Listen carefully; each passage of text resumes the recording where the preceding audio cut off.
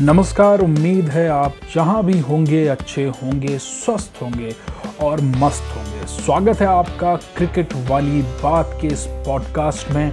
मैं हूं तुषार उप्रेती। आज बात क्रिकेट के उस मैच की जिसने भारत के एक दिग्गज गेंदबाज का करियर खत्म कर दिया था।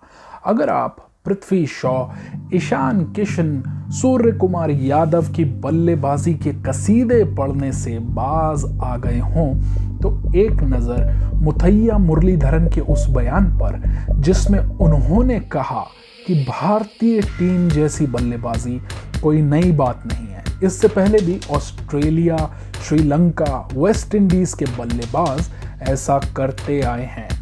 अब यहाँ सवाल ये उठता है कि क्या श्रीलंका की टीम में वो बात रही है जिसके लिए वो जानी जाती थी, या पानी अब पुल के नीचे से निकल गया है। हालांकि T20 श्रृंखला के अंतिम मैच में जैसे श्रीलंका ने भारत को हराया, उसने एक बार से फिर पुरानी यादें ताज़ा कर दी। कहते हैं कि गुजरा हुआ वक्त कभी लौट कर नहीं आता है। कुछ ऐसा ही हाल श्रीलंका के क्रिकेट के उस इतिहास का है जिसने 1996 के विश्व कप में अच्छी टीमों से पानी भरवा दिया था। बात करते हैं उस मैच की जिसने मनोज प्रभाकर के करियर को पूरी तरह से खत्म कर दिया था। हम बात कर रहे हैं 2 मार्च 1996 का भारत और श्रीलंका के बीच खेला गया वो लीग मैच जिसमें श्रीलंका ने टॉस जीतकर जब भारत को बल्लेबाजी के लिए बुलाया था तो हर भारतीय की बाँछें खिल गई थी। ये वो दौर था जब सचिन तेंदुलकर अपने चरम पर थे और टीम की बागडोर मोहम्मद अजरुद्दीन के हाथों में हुआ करती थी। भारत जब बल्लेबाजी करने उतरा तो सबको इस बात का डर था कि सचिन किसी तरह मुरलीधरन और चामुंडावास को खेल जाए, बाकी काम तो अपने आप हो जाएगा। यहाँ T20 सीरीज में भी भारत श्रीलंका के मैचों के दौरान अपने खेमे में चामुंडावास को बैठे देखकर लग रहा था कि आज जो हाल श्रीलंका का है, कभी वैसा ही हाल श्रीलंका दूसरी टीमों का किया करती थी। बहरहाल 1996 के मैच की शुरुआत भारत के पक्ष में बिल्कुल नहीं रही और तेंदुलकर के साथ बल्लेबाजी करने के लिए आए मनोज प्रभाकर। कुछ लोगों को ये जानकर अचरज होगा कि प्रभाकर जी उस वक्त भारत के ओपनिंग बल्लेबाज थे। कुछ लोग तो उन्हें कपिल देव के बाद की अगली पीढ़ी कहते थे, जो बल्लेबाजी के साथ स्विंग गेंदबाजी में भी महारत रखते थे। लेकिन वो दिन उनका नहीं था और 36 बॉलों में 7 रन के स्कोर पर पुष्प कुमारा ने उन्हें आउट कर दिया। अब भारत की नैया पार लगाने की जिम्मेदारी फिर से सचिन रमेश तेंदुलकर के कंधों पर थी। उनका विकेट गिरना था और टीवी सेट बंद हो जाने थे, लेकिन सचिन तो सचिन थे। वो बूस्ट पीते थे और गेंदबाजों की बखिया उधेड़ने में माहिर थे। सचिन ने गेंदों को सीमा रेखा के बाहर पहुंचाना शुरू किया। दूसरे छोर पर आजकल अपनी बातों से दिलों पर चोट करने वाले संजय मंजरेकर भी गेंदबाजों को मांझते रहे। मैं उस वक्त 6ठी कक्षा में था और सोफे पर टेढ़ा मेढ़ा होकर मैच देख रहा था। मेरे चाचा ने मुझे सख्त हिदायत दे दी थी कि जब तक सचिन खेल रहा है तुम टेढ़े ही रहना। सचिन गेंदबाजों को ठोक रहे थे और मंजरेकर विकेट रोक रहे थे। फिर मंजरेकर ने भी सचिन को अलविदा कह दिया और कुमार धर्मसेना की गेंद पर कीपर कालू वितारनाथ को कैच थमा गए। अपना सचिन फिर अकेला रह गया। भारतीय टीम में उस वक्त 2 ही ऐसे खिलाड़ी थे जिनका साथ कोई नहीं देता था। एक थे सचिन और दूसरे थे जवागल श्रीनाथ। सचिन के साथ कोई टिकता नहीं था और श्रीनाथ जी की गेंदों पर उछलते कैचों को कोई पकड़ता नहीं था। बहरहाल दिल्ली की पिच सचिन को रास आई हुई थी और श्रीलंका के गेंदबाजों के लिए अजरुद्दीन नाम की आफत भी आ गई थी। अजहर इंटरव्यू में कम और बल्ले से ज्यादा बोलते थे। दोनों ने जमकर श्रीलंकाई गेंदबाजों को कूटा। सचिन गेंद को उड़ा कर सीमा रेखा के पार पहुंचा रहे थे। अजहर भी 2-2 रन और चौकों से श्रीलंकाई गेंदबाजों को चौंका रहे थे। सचिन ने अपना अवतार धारण कर लिया था। शेन वॉर्न के बाद अब मुरली की बंसी बजा रहे थे। 137 गेंदों में 137 रन बनाने में सचिन ने 8 चौके और 5 छक्के पेल दिए थे। उनके सामने ना मुरली की चल रही थी और ना ही चमिंडा वॉस की। जब सचिन वापस लौटे तो स्कोर अच्छा था। रही सही कसर अजरुद्दीन ने पूरी कर दी और 80 गेंदों पर 72 रनों की पारी खेल डाली। लग रहा था श्रीलंका का खेल खत्म हो जाएगा। 1996 में 250 रन बनाने का मतलब था आज के दौर के 325 रन, और यहाँ तो भारत अपना इंडिया 271 रनों पर सीना चौड़ा किए खड़ा था। दर्शक टीवी सेटों पर झूम गए थे। सबको लगा था कि मैच तो खत्म हो गया है, सचिन चल गया तो पैसा वसूल हो गया। लेकिन इसके बाद श्रीलंकाई टीम बल्लेबाजी करने उतरी। कालू वितारणा और जयसूर्या मैदान पर आए। इस मैच के बाद दिल्ली की सड़कों पर अफवाह फैल गई थी कि जयसूर्या के हाथ स्टील के हैं। वो आंखों में लेंस लगाते हैं ताकि गेंद उन्हें फुटबॉल जैसी बड़ी दिखे। कम से कम खेल के मैदान पर मेरे जैसे बच्चे यही बात करते थे।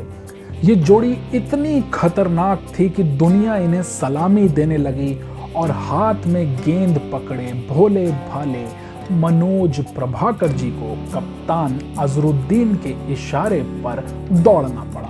सामने जयसूर्या थे। 1996 में T20 का जन्म नहीं हुआ था, लेकिन जयसूर्या शुरुआत में ही T10 खेल रहे थे। लगभग हर ओवर में 10-10 रन बटोर कर दोनों ऐसे भाग रहे थे जैसे मैच महज 35 ओवरों का हो।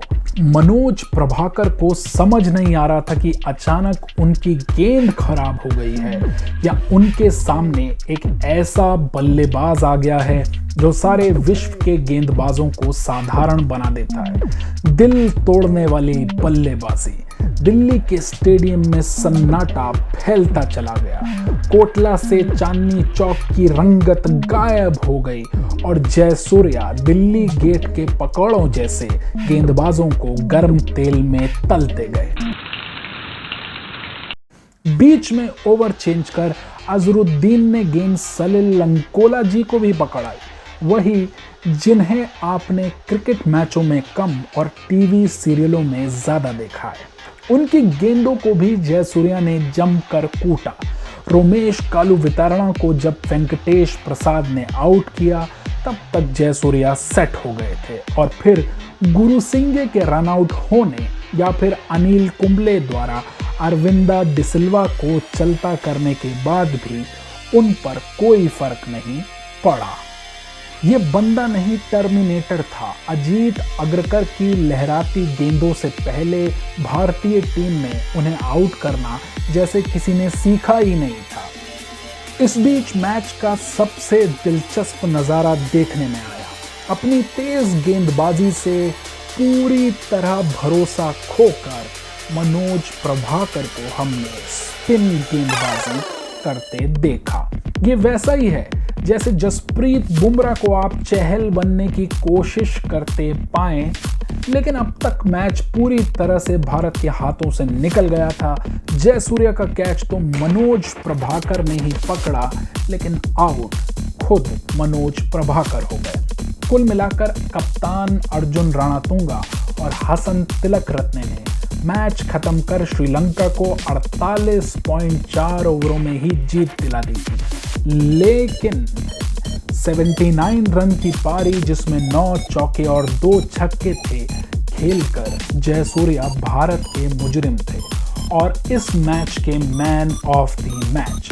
इस मैच के बाद कई नई कहावतें कुछ वक्त के लिए चली, जैसे भूत बना देना, भूस भर देना, धुआं धुआं ठाए ठाए। तो हम बच्चे कहा करते थे कि कैसा बल्लेबाज है जयसूर्या, धुआं धुआं ठाए ठाए कर देता है। मनोज प्रभाकर को इसके बाद भारतीय टीम में कभी शामिल नहीं किया गया और 1996 के विश्व कप के फाइनल में ऑस्ट्रेलिया को धूल चटाकर श्रीलंका विश्व विजेता बना। इन दिनों श्रीलंका की टीम की काफी आलोचना हुई है। श्रीलंकाई बोर्ड की आर्थिक स्थिति भी खराब बताई जा रही है। जैसे भारत के खिलाफ वो खेले हैं और सीरीज दर सीरीज हारते आ रहे हैं, सवाल उठता है क्या उनके क्रिकेट का भी गोल्डन पीरियड खत्म हो चुका है। लेकिन इस सवाल को पूछने से पहले ये सवाल का जवाब ढूंढना चाहिए कि अगर भारतीय क्रिकेट का ये गोल्डन पीरियड चल रहा है तो क्या उसे तमाम आईसीसी टूर्नामेंट जीतने नहीं चाहिए, जैसे कभी वेस्टइंडीज और ऑस्ट्रेलिया ने जीते थे, क्योंकि दौर है बीत जाएगा, आज के बाद कल फिर से आए। फिलहाल T20 सीरीज में भारत को 2-1 से मात देकर श्रीलंका अपनी पीठ थपथपा रहा है, लेकिन अभी भी सफर बहुत लंबा है। साहिर लुधियानवी साहब के लफ्जों में कहें तो इज्जतें, शोहरतें, चाहतें, उल्फतें, कोई भी चीज दुनिया में रहती नहीं। आज मैं हूं जहां कल कोई और था, ये भी एक दौर है, वो भी एक दौर था। फिलहाल मुझे दीजिए इजाजत। यह है क्रिकेट वाली बात और मैं हूं तुषार उप्रेती। सुनते रहिए आगे भी हमसे कुछ दिलचस्प कहानियां और जबरदस्त पॉडकास्ट। धन्यवाद।